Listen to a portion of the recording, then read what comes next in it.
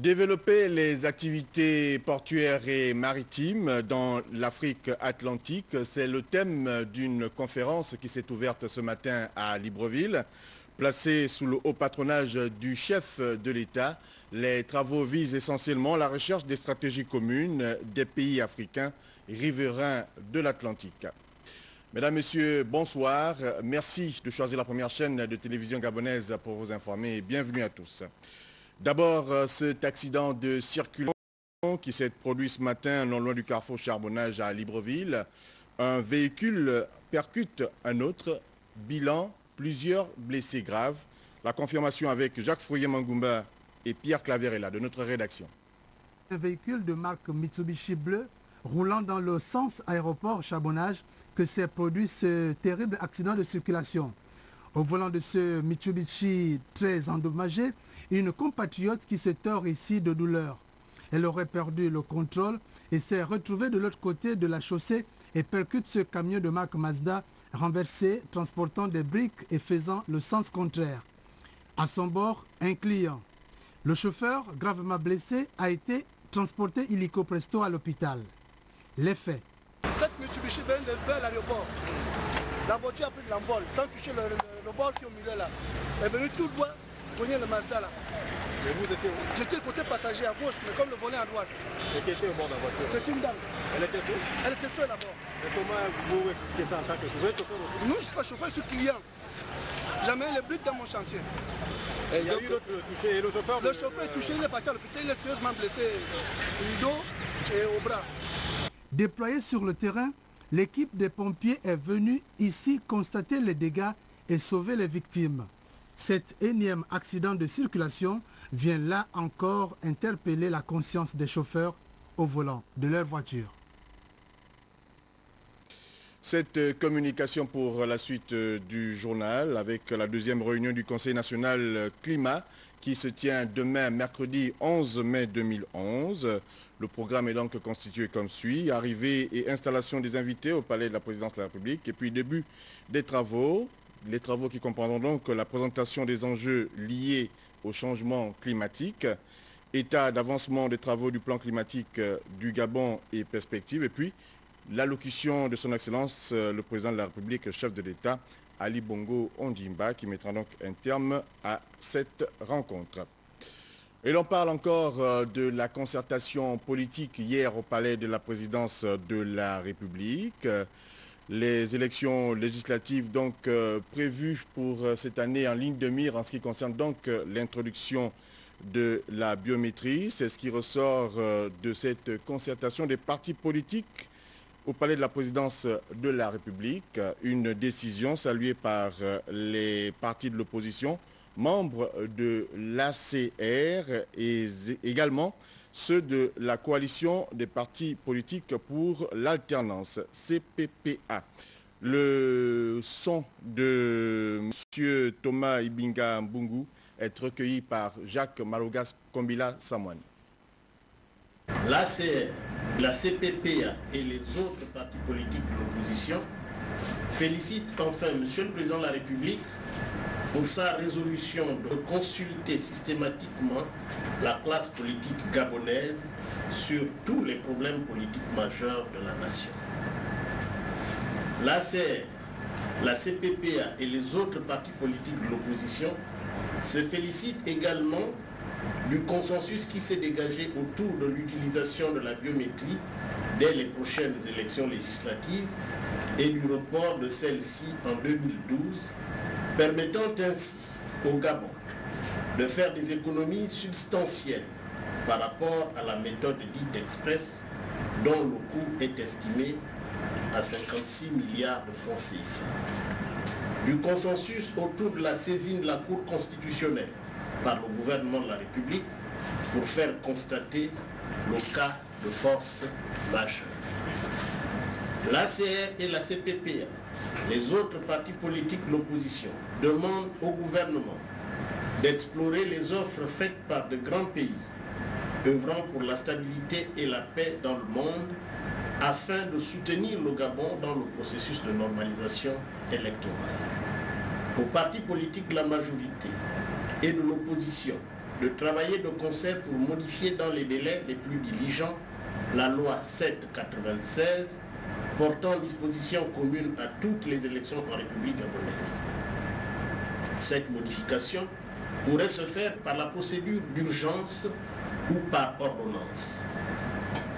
En outre, l'opposition souhaite mettre à profit la période de report des élections pour aborder toutes les questions liées à la transparence électorale.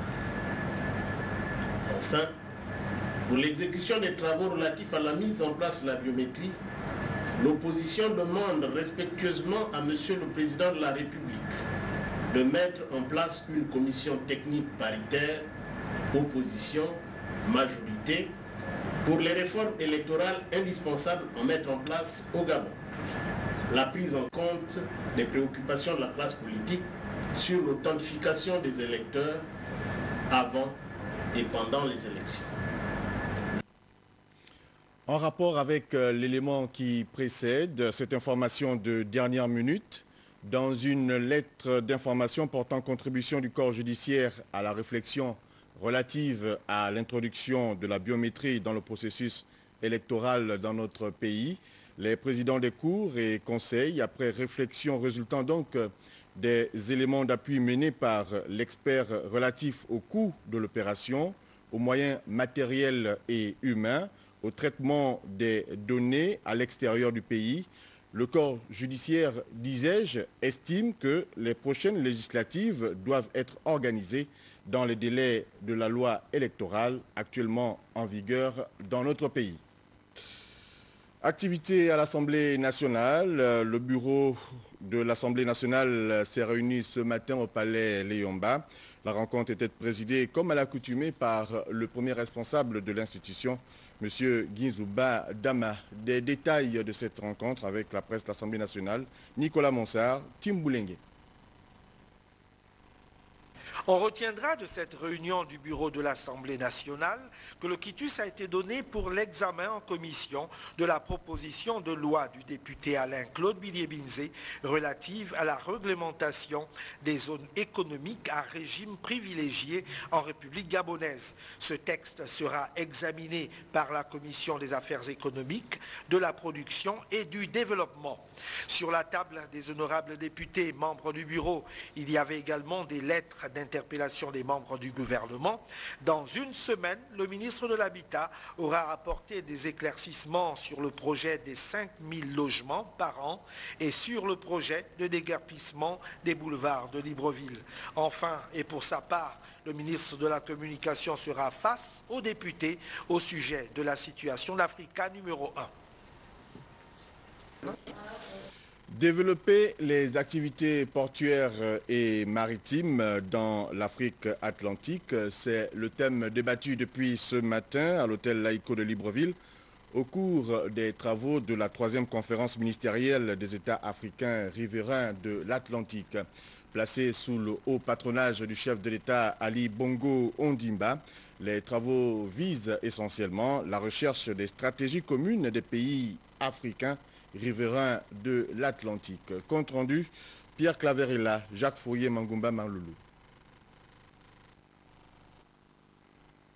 La présence effective des ministres de Transport, d'éminents experts, des délégués venus de l'espace atlantique, mais aussi de celle du Premier ministre, chef du gouvernement, marque la ferme conviction des États africains riverains de l'Atlantique de s'approprier les enjeux économiques de cette rencontre.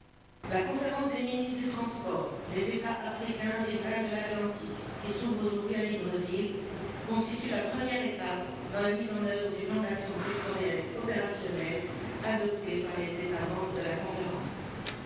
Elle traite d'un sujet prioritaire pour l'avenir de nos nations et de l'avenir de notre développement des secteurs portuaires et maritimes.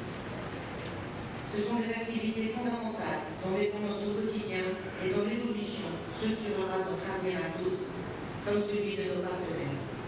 Il faut dire que les assises de Libreville sont une opportunité de réflexion commune pour les pays africains. Elle intervient après celle de Rabat au Maroc. Dans une rencontre à Rabat, en août 2009, les ministres des Affaires étrangères africains ont relevé la multiplicité des enjeux économiques, sociaux, environnementaux et sécuritaires au sein de l'espace atlantique, ainsi que leur caractère évolutif et complexe qui rend, si ce n'est impossible, du moins difficile, leur gestion à l'échelle d'un pays, voire dans certains cas à l'échelle du sous-région. Nous restons avec Jacques Fourier-Mangumba et Pierre Claverella pour signifier que c'est le Premier ministre chef du gouvernement au nom du chef de l'État qui a donc ouvert les travaux de cette troisième conférence ministérielle des États africains riverains de l'Atlantique. Un des piliers de l'Afrique atlantique, le Gabon compte beaucoup sur la mise en place opérationnelle. La conférence de Libreville a pour thème développer la sécurité portuaire et maritime dans l'Afrique atlantique. Ce thème vient fort à propos.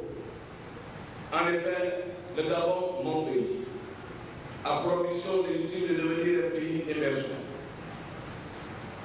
Cette ambition nous oblige à engager un processus de mise à niveau de l'ensemble de notre économie.